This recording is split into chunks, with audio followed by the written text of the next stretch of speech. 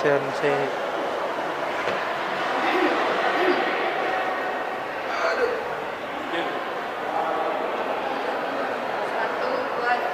Assalamualaikum warahmatullahi wabarakatuh. Di sini kami dari kelompok 3 akan mengomentari kasus kami yang berhubung G30 SPKI. Sebelum itu, izin kami perkenalan dari masing-masing. Saya Titan Aranda Putri dengan NIM 111220019. Saya Laura Diarita dengan NIM 1122004. Saya Christina Sita dengan NIM 111220014. Saya Berjalan dengan NIM 1220012. Saya Fikri Haikal dengan NIM 11122000127. Saya Bagus Irsyad dengan NIM 11122000124. Saya Lucia Rahmawati dengan NIM 11122000132.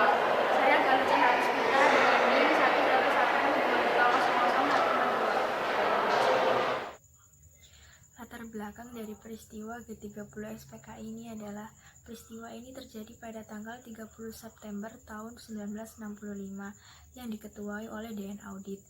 Gerakan pemberontakan yang dilakukan oleh PKI ini mengincar perwira tinggi TNI Angkatan Darat Indonesia.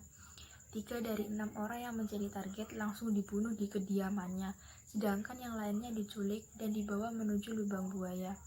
Lalu tujuan utama dari peristiwa ini adalah untuk menggulingkan pemerintahan era Soekarno dan mengganti menjadi negara komunis.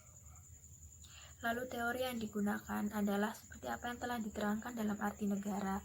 Marx menganggap bahwa negara itu merupakan alat kekuasaan bagi segolongan manusia di dalam masyarakat untuk menindas golongan lain guna mencapai tujuannya. Berdasarkan jurnal G30 SPKI yang saya temukan, dapat diambil kesimpulan bahwa kekejaman-kekejaman yang dilakukan oleh PKI merupakan perbuatan yang sangat tidak berperi kemanusiaan, bahkan disebut biadab karena menghilangkan nyawa orang dengan kejam dan sadis.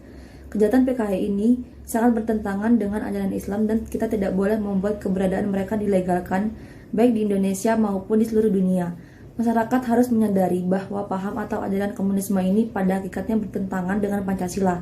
Maka dari itu masyarakat diharapkan mampu meredam berbagai bentuk ancaman terhadap Pancasila dan Undang-Undang Dasar 1945. Dan nama saya Bagus Irsyad dengan NIM 11122000124. Di sini saya akan berkomentar tentang jurnal yang berjudul Mitos dan Kontra Lubang Buaya. Menurut jurnal ini terdapat 2 kelompok sudut pandang terhadap mitos. Pertama, sudut pandang pengamat luar yang menganggap mitos sebagai narasi fiktif murni yang memiliki ciri sakral. 2 tokoh dan kejadiannya hanya terdapat dalam dunia mitos dan tidak berlaku dalam kehidupan sehari-hari. 3 wilayah kebenaran mitos tidak keluar dari batas kemungkinan dunia ini.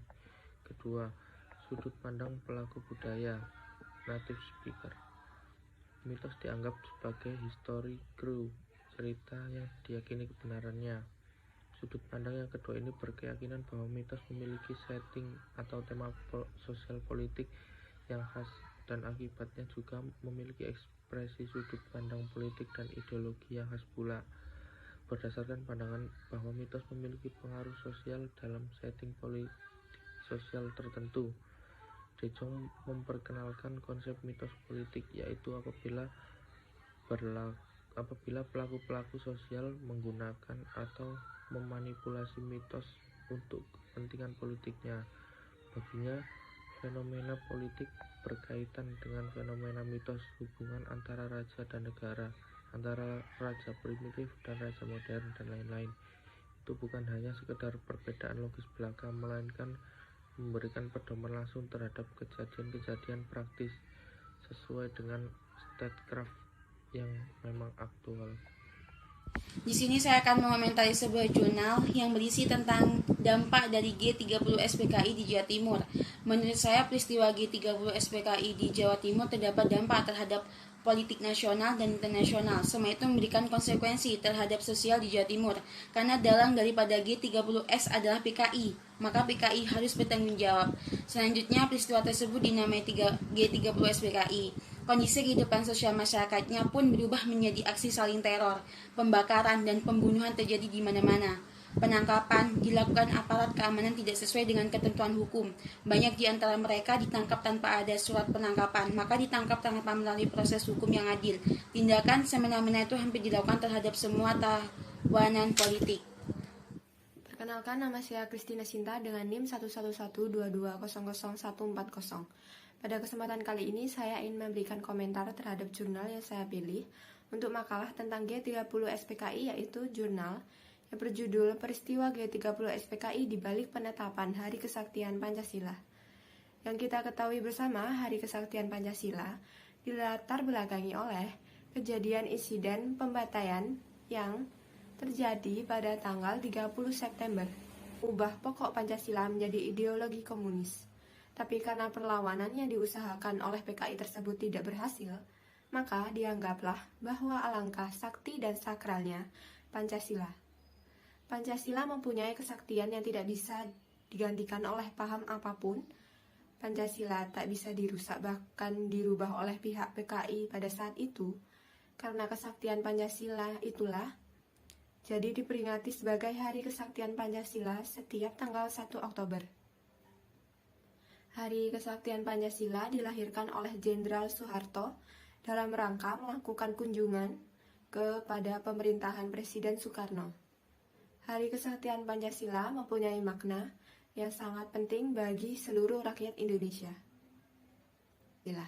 Sekian dari saya, terima kasih. Menurut pendapat saya, berbagai isu hukum HAM dalam tragedi G30 SPKI seperti tindak penyiksaan, pembunuhan, dan pembuangan terhadap massa PKI atau simpatisannya, sebagaimana peristiwa ini memiliki dimensi hukum publik, khususnya hukum hak asasi manusia. Oleh karena itu, berbagai pelanggaran hak dasar manusia seharusnya menimbulkan kewajiban hukum internasional bagi rezim pelaku maupun penerus untuk menegakkan kebenaran dan memberikan keadilan bagi para korban. Hak asasi manusia berkaitan dengan pelanggaran hak asasi terkait tragedi G30 SPKI, yaitu seperti salah satu pelanggaran atas hak hidup. Para anggota PKI atau simpatisan maupun mereka yang diduga korban G30 SPKI terampas hak hidupnya secara sewenang-wenang. Artinya, tanpa melalui proses peradilan yang fair. Rampasan nyawa secara sewenang-wenang seperti ini tak mempunyai dasar pembenar apapun dalam konteks negara demokrasi. Terlebih yang mengklaim sebagai negara hukum di mana segala tindakan negara hanya bisa dilakukan dengan justifikasi hukum dan keadilan, bukannya kemauan kekuasaan belaka. Pandangan saya tentang pemberontakan ini, kejadian itu menimbulkan banyak sekali dampak negatif bagi kehidupan sosial dan juga polemik bagi masyarakat Indonesia. Paham komunis sendiri itu sangat membahayakan kedaulatan NKRI dan tidak sesuai dengan undang-undang dan juga Pancasila.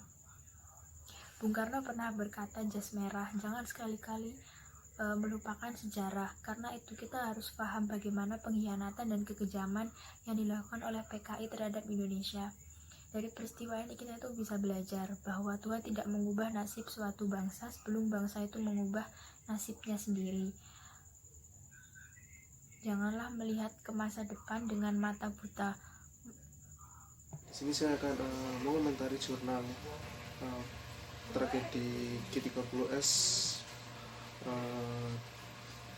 berdasarkan perspektif filsafat Marxisme, yang dimana yang pertama saya menemukan bahwa hakikat sejarah menurut Marxisme adalah kontradiksi.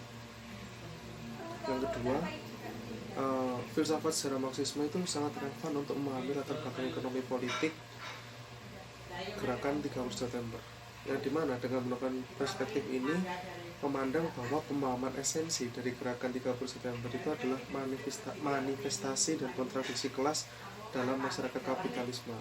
Yang ketiga adalah gerakan G30 ini adalah sebuah operasi militer yang dijadikan dalih untuk kubu anti PKI dan Soekarno untuk mengambil alih kekuasaan politik dari tangan Soekarno.